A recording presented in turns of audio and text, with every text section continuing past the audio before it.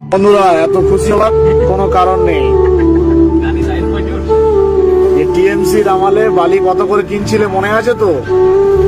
Last কেনা হয়েছে 10,500 টাকা 100 সেফটিতে।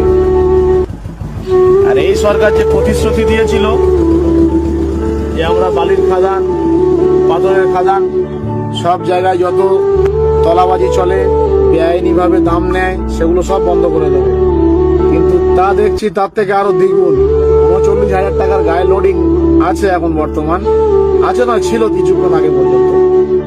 তো সেইটা এখন ফের 5,000 টাকা বাড়িয়েছে। বলুন, এই আমি যে এই বালিটা কিনে নিয়ে যাব 5,000 টাকা বাড়তি দিয়ে, আমি কি ওই যারা গরিব কিনবে তাদেরকে দেখবো, নাকি না আমারটা দেখতে হবে? বলুন, আমার গাড়ি চালিয়ে আমি যেটা কিনে নিয়ে যাচ্ছি সেই রেটে বেচে আমার গাড়ির কিস্তিটা কেমন করে হয় আমি সেটা দেখবো। সবাই যদি চিন্তা করতে যাই, কিন্তু আমাদের যে পশ্চিমবাংলা সরকার সবাই চিন্তা করেছিল, চিন্তা করার কথা বলেছিল, কিন্তু মানে কাজে করে দেখাতে পারছে না।